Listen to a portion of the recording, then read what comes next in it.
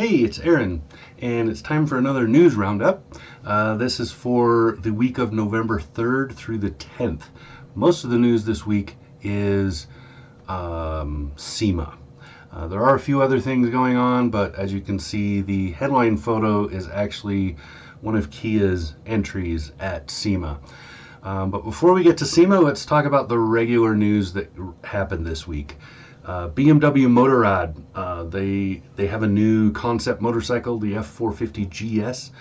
This is a near production concept, so that means it's going to be coming soon. It fits between the G310 and the F800 and 900 series. This is a on-road, off-road motorcycle, as you can see from the photos. So, you know, pretty exciting news. BMW's been doing a lot with the Motorrad. Has been just a lot of stuff happening in the last year or so. Honda has also been doing a lot of motorcycle stuff. Mercedes-Benz. So the CLA is getting updated. It's going to be a new model, I believe, for 2025. And so Mercedes has been slowly but surely teasing it. And the tease right now, there's a video attached to this one, so just watch that. It's only a couple minutes long, but it kind of gives the idea of what the car is sort of going to look like, but mostly it gives an idea of what's going to be happening underneath the car. It's a new family of cars coming, and it will be a new generation platform. So that's the biggest reason it's important. And Ford. Ford adds some changes to the popular Bronco model. I did a review of the 2024 Everglades edition I think it was last week. That's here on the channel. But yeah, so the Bronco is just getting some package reshuffling a little bit, added standard features, and two new paint options, which are what the photos are showing off. These are a gloss and a matte paint. So there you go. Check that out. Then a couple of quickies. Mercedes-AMG is developing a new high-performance SUV. Now this sounds like a nothing news point, but it's important to know that first, it is based on the AMG EA electric platform, so it will be an electric performance SUV, and also it's one of the few performance SUVs that AMG has done, so that's kind of a big deal. AMG is I mean, they do packages on most Mercedes models, but really focusing on cars most of the time historically. So that's kind of a deal. And then Mitsubishi is buying back shares from Nissan. It's 149 million-ish number of shares. It's about 10% of the total that were issued to in total. So of the total number of shares in Mitsubishi out there. This is kind of a big deal because it is a signal of something else happening. First off, we already know that Nissan is kind of hurting. They're having a rough time financially, not as bad as Stellantis, but not doing well, and Nissan has not done well for quite a while. They've been struggling for several years. But Mitsubishi did say that they will continue with the Nissan, Renault, and Mitsubishi alliance, so they're not leaving that. I think what this is a little bit of a financial boost for Nissan, and also a way for Mitsubishi to get a little more control of itself back. This removes enough share that Nissan would not have a claim to a board membership at Mitsubishi. So if at any time Mitsubishi decided they didn't want that kind of control anymore, they could exert that and loosen those bonds, as it were. So I don't know that this is a harbinger of something bigger happening later. I think it is more of an engineered bailout than anything else, but we'll see. So Mitsubishi so far has not made great inroads in the U.S., despite the Outlander being far superior to the Nissan Rogue that it shares stuff with. The Outlander is just, Mitsubishi just lost most of their foothold for those years that they weren't here, and so they're struggling to get back into the U.S. The North American market should be ripe for them, but it's just not happening. But they're doing well in most of the other markets. So there you go. Now we go to SEMA. Last week we covered the earlier release SEMA stuff. The SEMA show actually ran this week. So that's stuff that is, this is stuff that is happening during the week. I won't rehash what was going on last week. You can look that up. There is a link for it right here in the article on Car News Cafe. So you can click to the last week's roundup and look at those SEMA entries. There were 3 or 4. So here's the big ones. I dropped a lot of them that were kind of non-announcements or just showing off a regular vehicle, but it happened to have somebody's special oil or whatever in it. These are mostly the really interesting ones for me. So we start out with Ineos. Ineos is, I think that's how you say it. It's Japan's largest oil company. And so it's funny that I would say, you know, the stupid lubricants that nobody cares about or whatever. But this is actually pretty cool because they're using some heritage cars. The 71 240Z and the 72 Celica are pretty cool. These are their actual running cars, so these are Formula Drift and stuff. These are not just, look, we took an old car and dumped our fluid in it, and now look how neat that is. So pretty cool little 4 or 5 picture photo gallery there. Pretty neat on that. Then we get to Hella. Most people should know who this is if you are a race enthusiast. Hella is the oldest aftermarket performance, whatever it's called, aftermarket performance, blah blah blah, manufacturer in existence. They've been around for 125 years. German company, but if you watch rally or any of that stuff, you've seen their lights. So pretty cool. They're showing off their just a handful of cars that are race vehicles, so a super truck and some whatever. They were showing those at SEMA. I just thought it was cool because I liked the gallery. It's only like 4 or 5 photos, but it's a pretty cool gallery.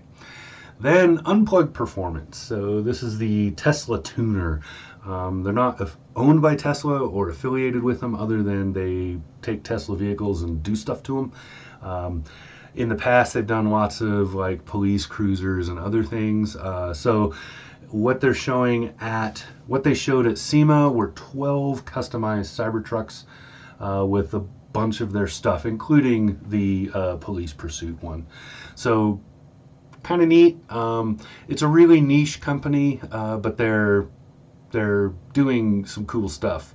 So there you go. AC Cars. This is a British car company that nobody's ever heard of.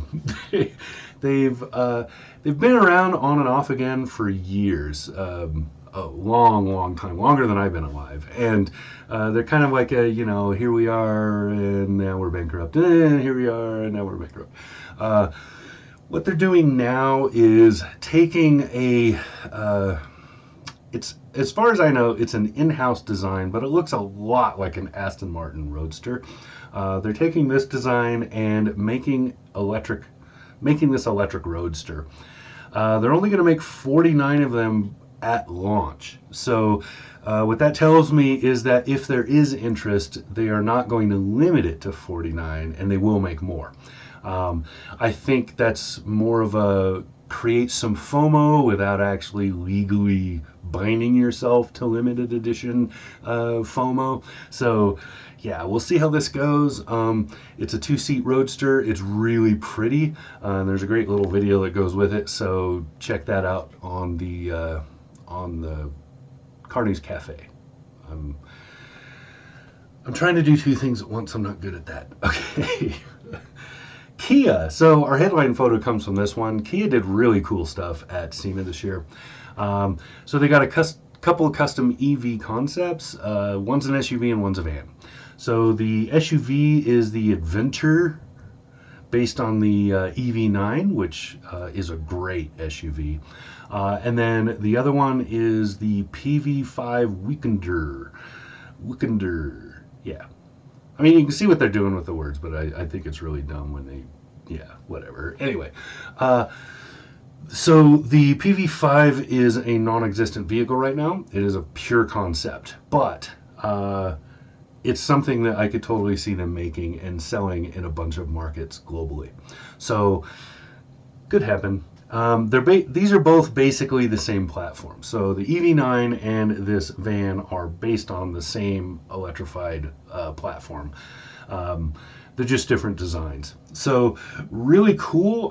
Definitely go through that gallery because there's a lot of photos there, and they're all really neat. It's a pretty cool concept. It's pretty cool ideas.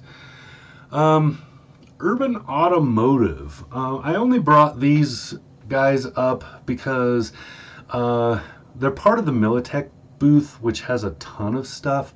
There's a Land Cruiser and a bunch of other things that they did stuff with. But it's also illustrative of the kind of stuff that the company doing it probably thinks is the greatest thing ever, but those of us from the outside looking in are just like, yeah, this is wide body number 20 this year. That's neat. Because really, when you boil it down, a wide body kit is just flared fenders. I mean, there's more to it than that, but in the end, that's really what you're looking at. So they did it to some Range Rovers, Range Rover Sport, and yeah, that's neat and all, but it is a little bit cliche. Yeah, so I mostly included it because, like I said, the Militech booth had a bunch of stuff in it, and these were two of the things that were prominent. Ring Brothers, tons of stuff from Ring Brothers this year. I just said they go retro nuts because that's basically what they did. A custom 72 K5 Blazer, 1987 Grand National, 70 Plymouth Cuda, just a lot of cool stuff. And it's not just your usual resto mod, put a giant engine in it, maybe a blower, and look how cool this is. These are like full on, really well done designs and beautiful paint jobs. Look at the pink on that Buick, and just this is just, or the not the Buick, it's the other one. Anyway, at this Cuda, look at the really cool looking kind of sinister style they have on that Buick. This is some great stuff they did. Really neat. So that's pretty cool. And then we get to Toyota. So Toyota was pretty understated at this year's show, despite the fact that they had really cool stuff they were showing. So we're looking at a collection of concepts. Toyota likes to do this every year or so. They show up to like SEMA with a handful of concepts, but usually based on whatever their newest is going to be. And this year their newest is, of course, the upcoming 4Runner and the current Tacoma. So these are the brand new platform for their two high-selling SUVs and pickups. So most of these are lifestyle based. So these are, surfing, the TRD, the 4Runner surf concept. Pretty cool. I really hope they actually make this because the removable, that's the word I'm looking for. The removable roof was a thing back in the day, and it would really be cool if it came back. And it would make the 4Runner very competitive compared to where it is now, which is, it's sold really well because it has been one of the few options, and now there are other options, and it's, it was due for a change anyway. I think the current generation, the 2024, marks the 14th or 15th year of this current generation 4Runner. So the 2025, the all-new model, long time coming. The Land Cruiser Rocks is a pretty cool look. The GR86 Rally is really cool. I just like the look of rally cars anyway, so just that they would do that is just neat. The tailgate Tundra is kind of cool. It's a lot of video screens on a utility rack. It's a neat idea, I guess. I'm not into tailgating, so I don't have any. I don't have a lot of I don't have a lot of context for that. The Superbird tribute is super cool. Really, really cool for that. And the TRD Pro Runner race is pretty neat. I would like to see that Tacoma as a just because the striping, the look of it, the little things that they did, just really cool. I would love to see that. So, yeah. I think that wraps up SEMA. I don't think there was anything else on the list. That's it. Reaction is love, baby. All right.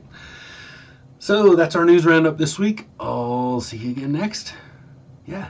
This has been Aaron. Talk to you again soon.